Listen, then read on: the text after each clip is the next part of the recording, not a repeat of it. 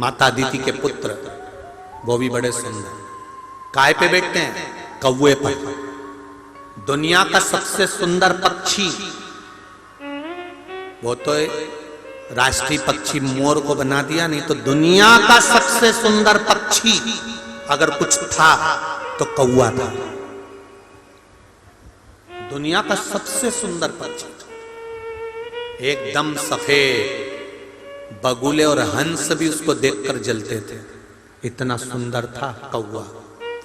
इतना मीठा बोलता था कौवा कि उसकी वाणी निकलती थी तो कोयल को भी ईर्ष्या होती थी, इतना इतना मीठा कौवा बोलता था वो। तो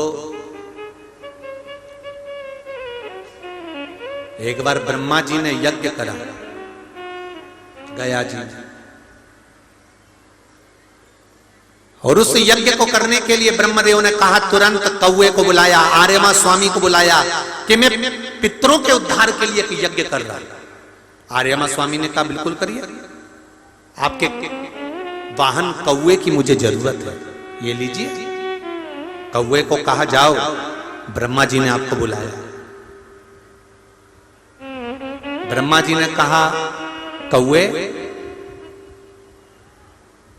बैकुंठ के पीछे वाले द्वार पर कहीं अमृत का कलश छुपा हुआ है, तू बड़ा विद्वान है, तू जा सकता है, अमृत ला सकता है, पर मेरा निवेदन है कौवे, तू अमृत को लेकर मत आना, तू केवल अमृत का पता लगा कर आना कि अमृत रखा कहां।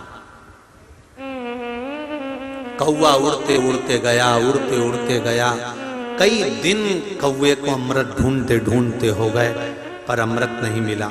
कौवा थक गया। ब्रह्मा जी ने कहा था, जब तक अमृत ना मिले तब तक लौट कर मत आना। कौवा थक गया। आर्यमा स्वामी से पूछा, स्वामी आप मेरे सेठ हैं, आप स्वामी हैं, आप बताओ अमृत कहां रखा है। आर्यमा, मुझे मालूम होता तो मैं अमृत तुझे पहले बता देता। कौवे से कहा, तुम ढूंढो।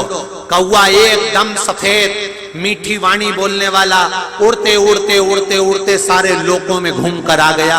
मृत्यु लोक में आया, शिव की आराधना करी। आप बताओ अमृत कहां रखा है। शंकर जी ने इशारा कर दिया, तुम कैलाश के पीछे जाओ, और उस कैलाश के पीछे उत्तराखंड का जो आनंद है, वहां देव शिखर है।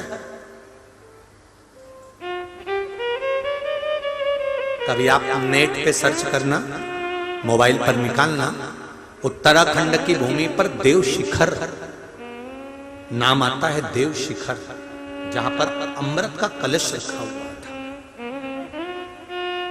कौवा उड़ते उड़ते गया, कलश को देख लिया, थक गया, बहुत भूख लग रही थी, बहुत प्यास लग रही थी।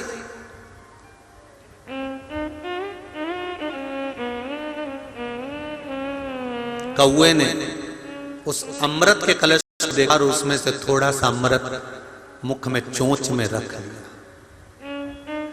चोंच में रखा, आया, ब्रह्मा जी से कहा, प्रभु अमृत वहां रखा हुआ है। ब्रह्मा जी गए, अमृत का कलश लेकर आए।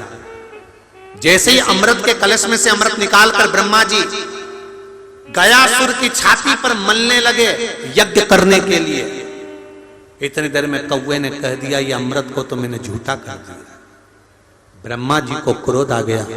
क्रोध आते से ही ब्रह्मदेव ने कहा, रे कौवे, तेरी बुद्धि काली है, जा मैं तुझे श्राप देता हूं कि तेरा स्वरूप गोरे से काला हो जाए, और तूने अमृत को झूठा करा है, इसलिए मैं श्राप देता हूं कि तेरी वाणी कर्कश हो जाए, तेरी वाणी बेकार हो जाए। दुनिया का सबसे सुंदर पक्षी था कौवा, दुनिया का सबसे मीठा बोलने वाला पक्षी था कौवा, जिस पर पितरों के देवता आर्यमा बैठते थे, और पितरों के देव आर्यमा बैठकर अपने अपने पूर्वजों को उनके द्वार तक 16 श्राद्ध में पहुंचाते थे। 16 श्राद्ध।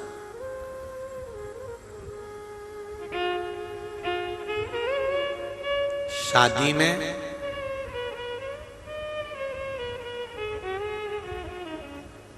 जब मंडप बनता है, आम के पत्ते, जामुन के पत्ते, बांस लगाकर जब मंडप बनाया जाता है, उस मंडप में जो मानक खंभ लगता है, उस मानक खंभ के अंदर जो चिड़िया लगती है,